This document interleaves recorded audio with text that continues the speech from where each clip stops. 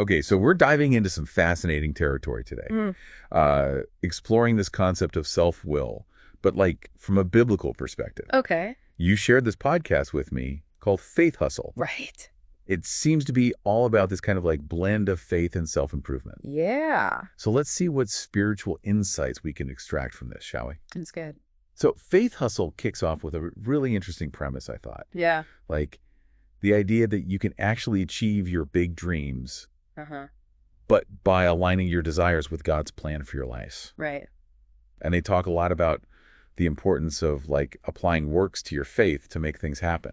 Yeah, Faith Hustle starts with the premise that we can achieve those big dreams. But it's not just about like sitting back and hoping and praying that it's going to happen. Right. It's really about aligning what we want with what God has planned for us. Okay. And putting in the effort, the works alongside faith to make things happen. So it's not just a passive thing. It's Yeah. not just sit back and wait and hope. Yeah, It's more like understanding what the goal is and then taking those steps towards it. exactly. But taking those steps in a way that's guided. Exactly. And a great example of that is in the first episode, they tell this story about two paths to success. Oh, yeah, I remember that one. Yeah. And you have these two people, both want to achieve something amazing, Uh-huh. but their journeys look totally different. Yeah, and what really struck me about that story was how both of the people had good intentions. Yes. Like, they were both starting out wanting to do something positive, Yes. but their paths diverged so much. Like, how did that happen? Yeah. That's where this concept of self-will versus God's will comes in. Okay. The podcast really emphasizes that one person was driven by their own desires, that internal me voice, Right. while the other person is seeking to understand and follow a path that's aligned with a higher purpose. Okay, so even if you're starting out with a good intention, Yes. if you're operating from pure self-will, Yeah. things can go wrong. Yeah. According to Faith Hustle, there are some major dangers of letting self-will kind of run the show. Like what? They list 5 key dangers: Okay. spiritual stagnation, Uh-huh. relationship breakdowns, Okay. moral failings, missed opportunities, and even something they call spiritual death. Whoa, okay, that's a pretty intense list. Yeah. So let's break that down a little bit. Okay. Spiritual stagnation, what does that even mean? Right. So it's kind of like getting stuck in a rut spiritually. Okay. And they actually use this image in the podcast from Matthew 15.14 about blind leaders of the blind. And they both end up falling into a pit. Yeah. And the idea is that if we rely only on our limited human understanding Okay. without seeking guidance from something greater, Uh-huh. well, that can lead to a sort of spiritual blindness. Okay. You know, you're trapped in your own perspective and you're unable to grow or to change. So it's like you're on a treadmill, you're putting in all this effort, Yes. but you're not actually moving forward. Exactly. You're just kind of staying in the same place. Okay, so what about relationships breaking down? How does self-will impact that? Well, they connect this to Proverbs 18.1, Okay. where it talks about those who isolate themselves, Uh-huh. seeking only their own desires. Right. And they argue that basically when we become so fixated on what we want, Uh-huh. it can really create this barrier to connecting with other people. So that self-will can actually push us away from those healthy relationships? Yeah, it's kind of counterintuitive. Yeah, you think like wanting things would make you want to collaborate with people more. Right. But if you're only focused on your own goals, Yeah. you might not see the value in other people's perspectives Right. or their needs, and that can create a lot of friction. Yeah.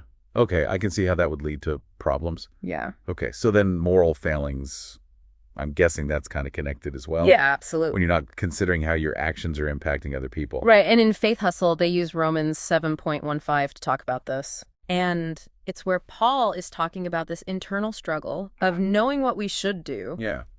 but then doing the opposite anyway. Right.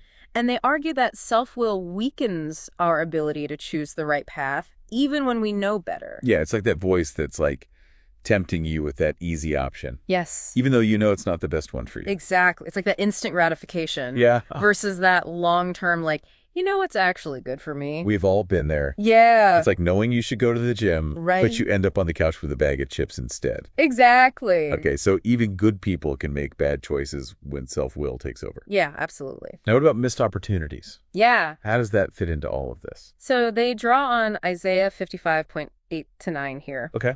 And this passage talks about how God's thoughts and ways are so vastly different compared to our own. Right.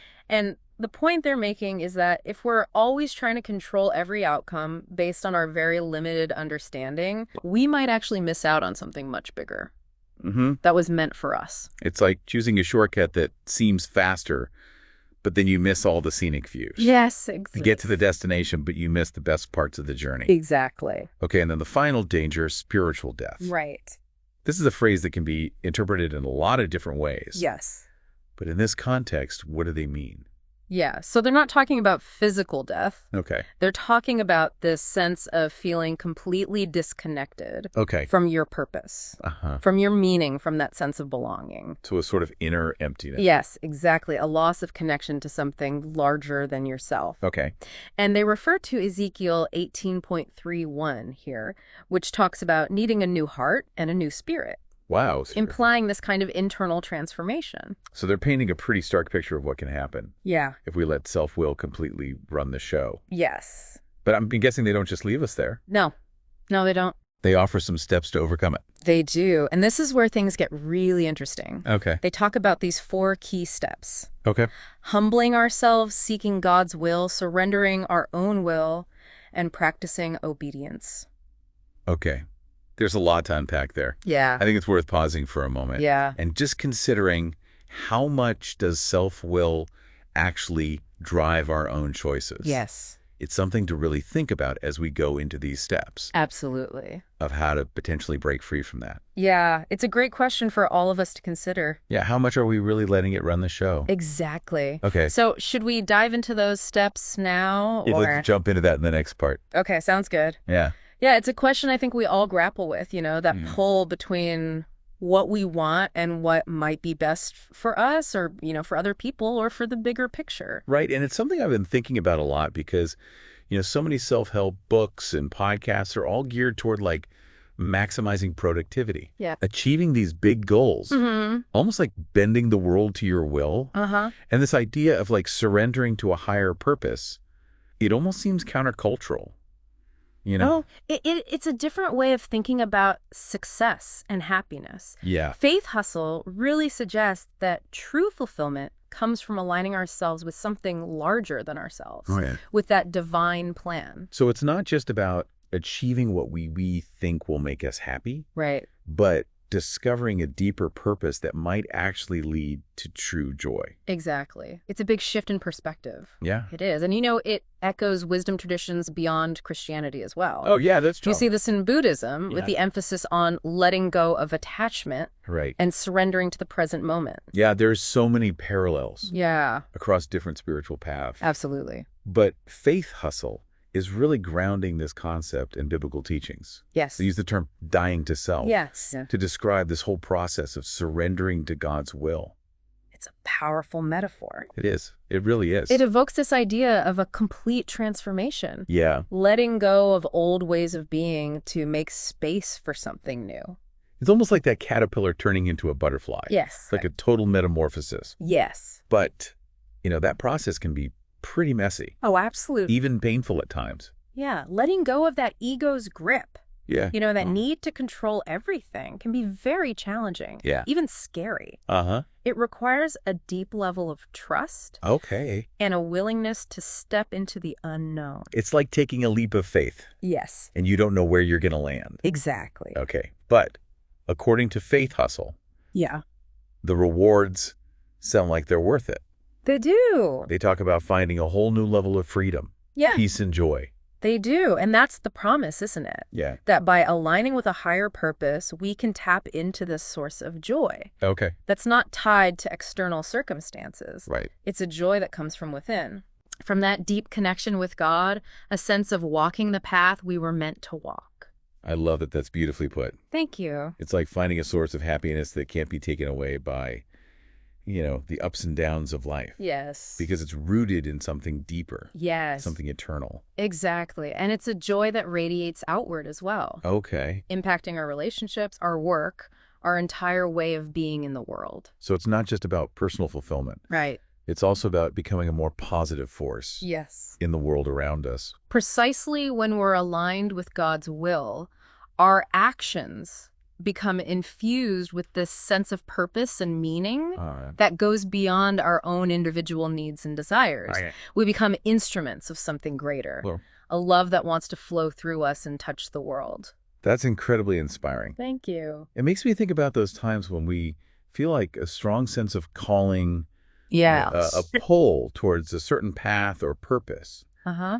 Could that be God's will trying to nudge us in a direction? It very well could be. Okay. Faith Hustle encourages listeners to pay attention to those subtle whispers, those intuitive feelings that guide us towards our true calling. It's almost like there's a radio station out there. Yes. And it's playing the song that our soul needs to hear. Uh-huh. And we just have to tune in to the right frequency to catch it. That's a great analogy. Yeah. And they suggest we can become more sensitive to those messages by creating space for stillness and reflection. Okay. Whether that's through prayer, spending time in nature, Right. or any practice that helps us connect with our inner wisdom. So quieting the noise of the world. Yes. And tuning into the frequency of our own hearts. Exactly. Our own souls. And by doing so, we open ourselves up to receiving that guidance, Okay. inspiration, and a deeper understanding of God's plan for our lives. So it's about recognizing that inner compass that we all have. Yes. And learning to trust its guidance. Exactly. Trust is a big theme here. It is. Trusting that there's a plan, that we're being guided.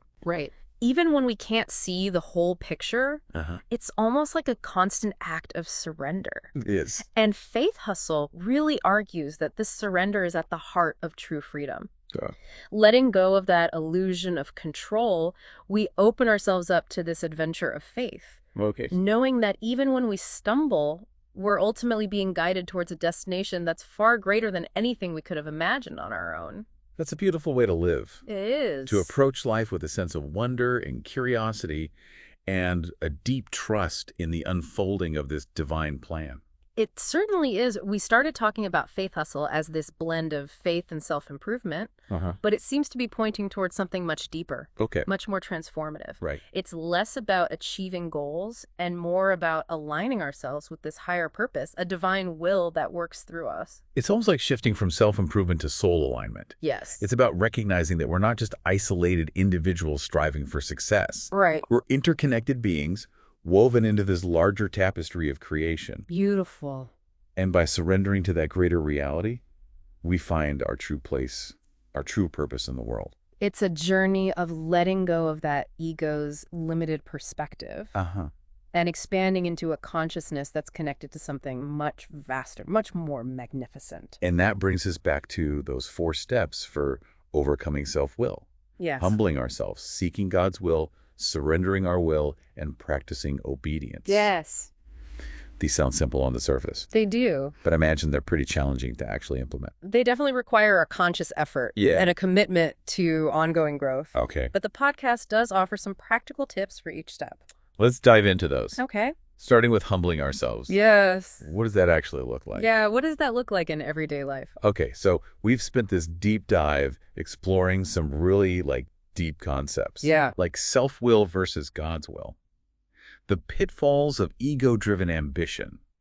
This idea of surrender as a path to freedom. Right. We've been all over the place. Yeah, a lot to think about. But let's try to bring it down to earth a bit. Okay. How can we actually weave these ideas into our daily lives? That's the million-dollar question, isn't it? It is. It's one thing to understand these ideas intellectually, Right. but another thing to actually live them out. Exactly. Where do we even begin? Well, Faith Hustle lays out those 4 key steps: humbling ourselves, seeking God's will, surrendering our own will, and practicing obedience. Think of these as a roadmap for aligning our lives with that bigger purpose. I like that. Okay, so we talked about those steps. Yeah. But let's kind of revisit them. Okay. But this time with a focus on how to actually do them. Yes. So first up, humbling ourselves. Right. What does that actually look like in the real world? It starts with a shift in how we see ourselves and our place in the world. Instead of feeling like we're the center of everything, we start recognizing our interconnectedness, our dependence on something greater. So it's like letting go of that egotistical need Yes. to be right all the time. Yes. To have control over everything. Exactly. It's about embracing humility. Okay. And humility is not about putting ourselves down, Right. but it's about understanding that we are part of something much bigger Yeah. than ourselves. Okay. It means being open to learning from others, from our mistakes, from the world around us. That resonates with me. Yeah. It's like approaching life with that beginner's mind, Yeah. that sense of curiosity and wonder, rather than being stuck in that, rigid know-it-all kind of mindset. And being willing to ask for help when we need it. Right. Recognizing we don't have to go it alone. Yeah, it's a good reminder that it's okay to lean on others, to Yeah. acknowledge our strengths, but also be honest about our weaknesses. Right. And seek support. Absolutely. Okay, so that sets the foundation. Yes. How do we actively seek God's will? So Faith Hustle talks about prayer and Bible study as ways to connect with God's wisdom. Okay. But it goes beyond that as well. Like what? It's about creating space for stillness, for reflection, for simply being present in the moment. Okay. It's about asking for guidance, actively listening for those answers, Right. and being open to the subtle ways God might be communicating with us. So less about presenting God with a list of demands. Yeah. More about cultivating a genuine relationship. Yes. A two-way dialogue. Precisely. It's about listening as much as, if not more than we speak. Right. It's about paying attention to those intuitive nudges, Okay. those moments of synchronicity, those sparks of clarity that seem to come out of nowhere. It's like fine-tuning that radio dial until you hit the frequency. Yes. That's broadcasting a message just for you. Exactly. Okay, so now let's talk about the step that often feels the most challenging, I think. Yeah. Surrendering our own will. It is a tough one. How do we let go of that control? Yeah. How do we let go when it feels so natural to hold on so tight? Right. So it's a practice, Okay. an ongoing process Right. of releasing our grip on how we think things should be.